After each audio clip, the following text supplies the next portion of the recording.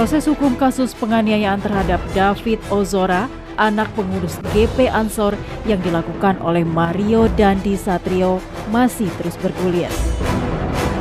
Polda Metro Jaya telah menggelar rekonstruksi atau reka ulang kejadian di perumahan Green Permata, Pesanggerahan, Jakarta Selatan yang menjadi lokasi penganiayaan.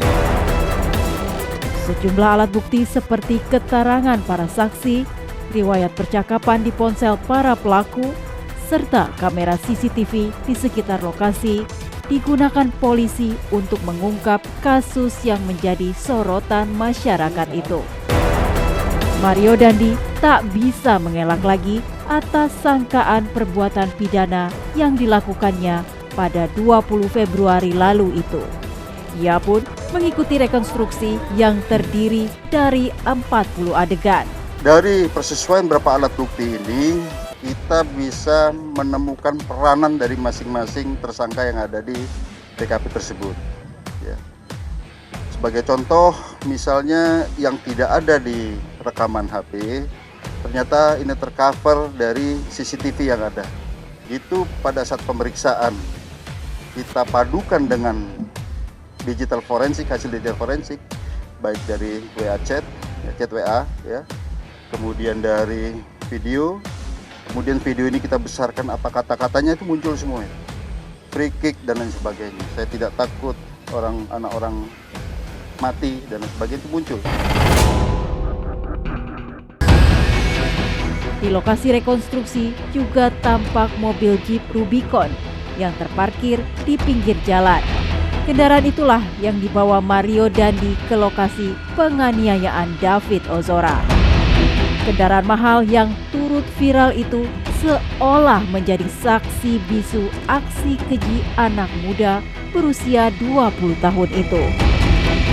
Berlatar belakang mobil mentereng itu, Mario Dandi menjalani satu persatu adegan penganiayaan terhadap David. Dalam rekonstruksi terungkap, Mario Dandi merupakan pelaku utama penganiayaan berat yang mengakibatkan korbannya sempat mengalami koma.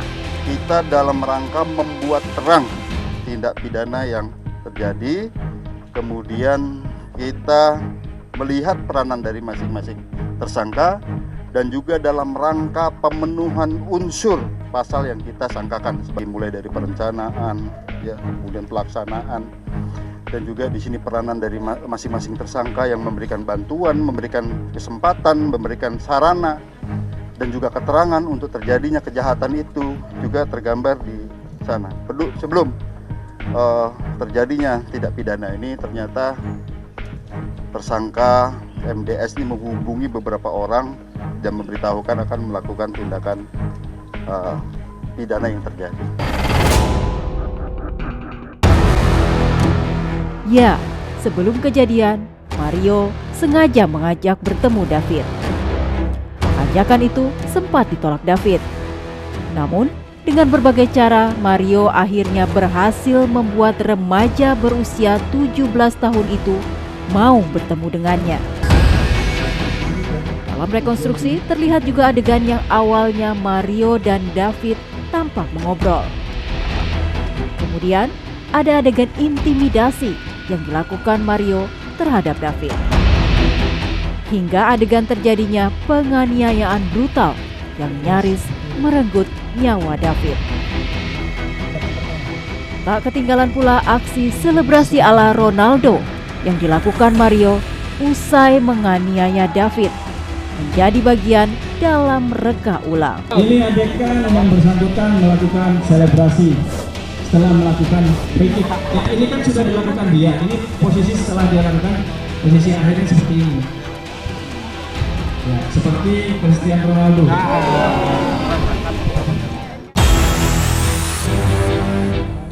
Selain Mario Dandi, ada dua lagi yang menjalani rekonstruksi. Satu berbaju tahanan yakni Shane Lucas. Pemuda berusia 19 tahun itu adalah teman Mario. Satu lagi perempuan tidak memakai baju tahanan adalah pemeran pengganti AG, remaja 15 tahun, teman dekat Mario. Shane berperan merekam aksi penganiayaan atas perintah David. Shane juga yang menyisir lokasi untuk memastikan tak ada kamera CCTV di tempat itu. Dua orang ini tak berusaha mencegah ataupun menghentikan tindakan Mario. Shane terus merekam aksi mengerikan itu dengan kamera ponselnya. Sementara AG hanya duduk menyaksikan David menjadi bulan-bulanan Mario. Penganiayaan malam itu baru berhenti ketika orang tua dari teman David berteriak dan berlari ke lokasi menghentikan ulah kejam Mario. Akibat penganiayaan itu, David harus mendapatkan perawatan intensif di rumah sakit. Dia sempat mengalami koma karena luka parah di bagian kepala. Kini kondisi David berangsur membaik. Namun, ia masih harus menjalani perawatan intensif di rumah sakit. Tempatnya yang sepi, tidak ada orang yang melerai dan melarang, sehingga ketiga faktor ini menjadi pemicu sebagai faktor resiko terjadinya penganiayaan terhadap Ananda David.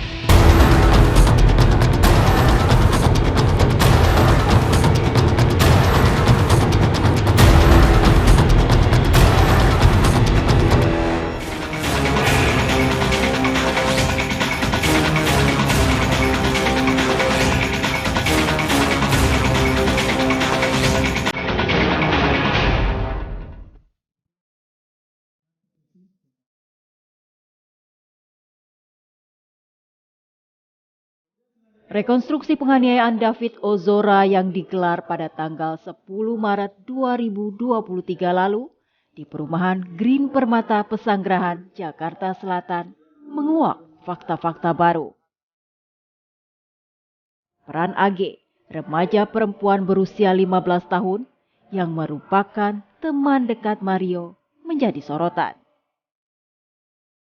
AG yang telah berstatus sebagai anak yang berkonflik dengan hukum memang tidak diikutsertakan dalam rekonstruksi karena usianya yang masih di bawah umur. Namun, perannya digantikan oleh orang lain. Dari awal kita lihat rekonstruksinya di TKP itu kita lihat 98% sudah sesuai menurut kita. Dari catatan kita yang berbeda itu pas di dalam ya, ada satu pas di mobil yang mana dari kesaksiannya saudara Shane bilang dia nanti pas mereka diskusi Shane dan Dendi itu gue pukulin nih. Sebenarnya kalau menurut pengakuan kesaksian dari klien kita, dia tidak di mobil, itu perjalanan ketika Dendi menjemput saudara Shane. Jadi AG itu masih di mall pas pada saat itu. Tapi untuk generalnya kita lihat juga itu sudah cocok dari CCTV yang ada sih.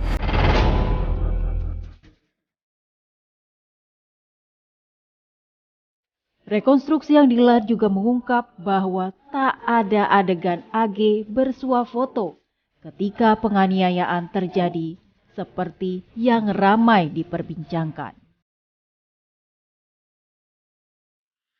Terkait dari isu selfie itu, dari rekonstruksi kemarin 100% sudah terpatahkan.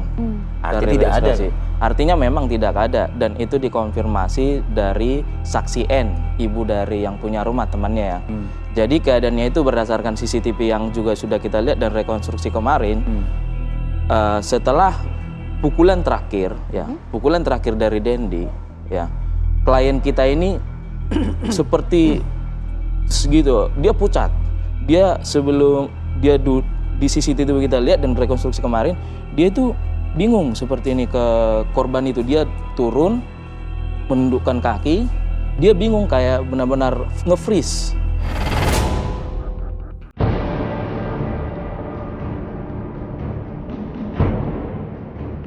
Namun, peran AG untuk memuluskan aksi Mario Dandi menganiaya David terlihat dengan jelas. Salah satu peran AG disorot saat tersangka Mario menyuruh korban David melakukan push up. Terungkap pula, AG sempat menyalakan dan menghisap rokok saat penganiayaan berlangsung. AG bahkan juga ikut merekam peristiwa penganiayaan itu. AG juga sempat mengajukan permohonan perlindungan ke Lembaga Perlindungan Saksi dan Korban LPSK pada 1 Maret lalu. Namun, LPSK menolaknya. Penolakan permohonan perlindungan itu lantaran naiknya status AG menjadi anak berkonflik dengan hukum. Memang ada permohonan perlindungan terkait salah satu anak yang berhadapan dengan berkonflik dengan hukum kepada LPSK, dan kita tahu kita juga sudah melakukan koordinasi dengan pihak terkait, melakukan penelitian secara mendalam, dan menurut hasil telah dan koordinasi kita dengan pihak terkait, dia adalah anak yang berkonflik dengan hukum, dan kepada yang bersangkutan LPSK tidak bisa karena dia tidak memenuhi syarat-syarat perlindungan.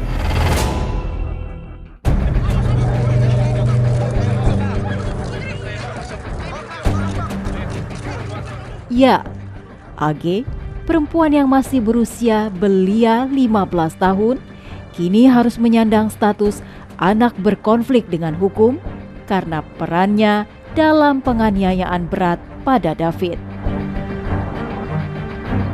Banyak hal sih, bisa karena ada gangguan kepribadian antisosial, atau memang faktor eksternal tadi, pola asuh, gitu, ketidakhadiran orang tua. Siapa yang membesarkan anak ini, dengan siapa dia tumbuh dan berkembang. Kenapa dia seperti ini? Karena usianya usia anak. Jadi buat saya adalah benar-benar lakukan assessment, cari tahu apakah ada gangguan di dalam, atau memang karena anak ini ada dalam situasi, faktor yang ketiga tadi, situasional, di mana tempatnya yang sepi, tidak ada orang yang melerai dan melarang, sehingga ketiga faktor ini menjadi pemicu sebagai faktor resiko terjadinya penganiayaan terhadap Ananda David.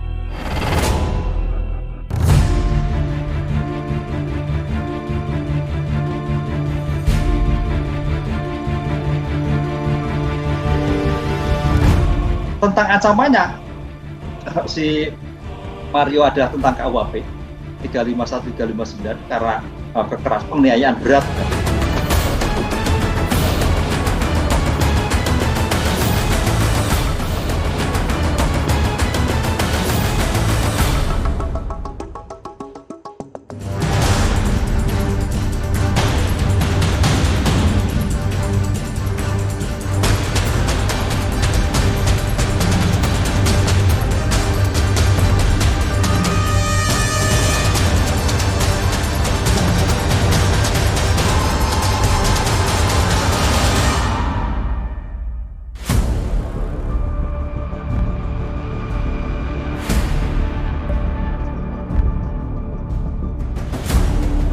Dua pemuda dan satu perempuan yang masih di bawah usia dewasa kini harus berurusan dengan penegak hukum. Ya, mereka adalah Mario Dandi Satrio, Shane Lucas, dan AG. Ketiganya terlibat kasus penganiayaan berat David Ozora yang berusia 17 tahun pada 20 Februari lalu. Penganiayaan terhadap David disebut-sebut terjadi lantaran Mario marah atas tindakan tak menyenangkan yang dilakukan David pada AG.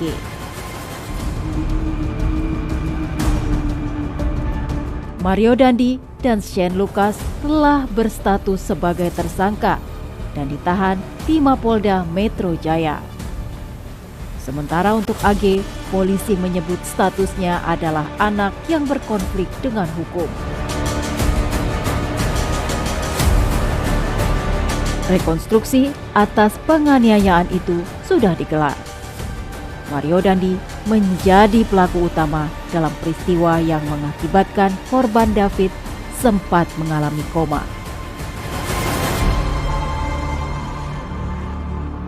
Dari semua rangkaian itu kita melihat bahwa para pelaku ini sudah memenuhi unsur-unsur pasal di 355 penganiayaan berat terencana.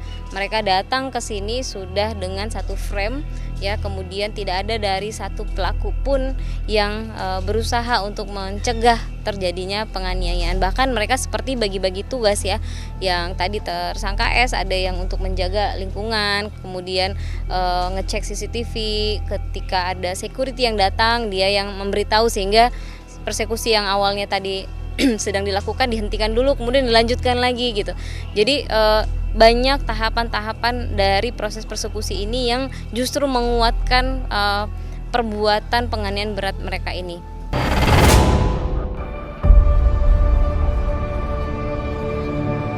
Benarkah bayang-bayang pidana berat ada di depan Mario Dandi? Perilaku anak yang bersangkutan, si siapa ini, Mario, itu bukan lagi seperti kejahatan anak. Apalagi Mario ini kejahatan yang sangat luar biasa dan umurnya sudah 20 tahun Mbak Ahi, jadi sudah nggak masuk anak.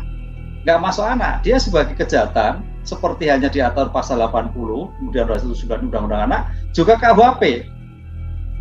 Jadi terhadap si Mario saya kira sudah kita lepaskan bukan anak lagi.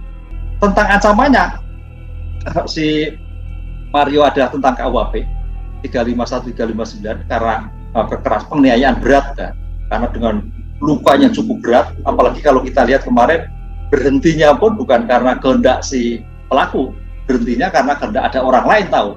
Ini saya kira suatu kejahatan-kejahatan yang perlu sangat memprihatinkan sekali, Mbak.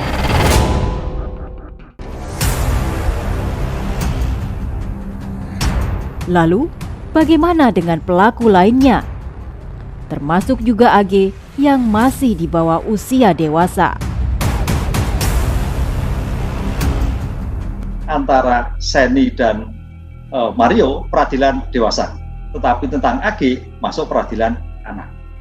Ini harus kompetensinya harus dibedakan dari segi umur, sehingga tidak ada suatu perdebatan kembali ini anak tidak anak. Jadi dalam hal anak itu tidak ada pidana mati, tidak ada pidana seumur hidup, juga tidak ada. Maksimal seandainya terbukti itu adalah 10 tahun. Maksimal itu apabila kejahatannya berat. Itu 10 tahun. Itu saya kira suatu yang luar biasa.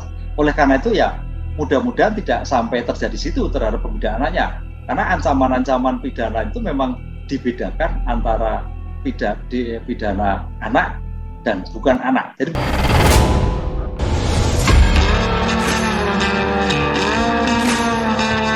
peristiwa penganiayaan Mario pada David yang ramai menjadi perbincangan publik, juga turut menguak fakta lain dari Mario Dandi. Ya, belakangan terungkap gaya hidup hedon Mario yang merupakan anak mantan pejabat Dirjen Pajak Rafael Alun Trisambodo itu.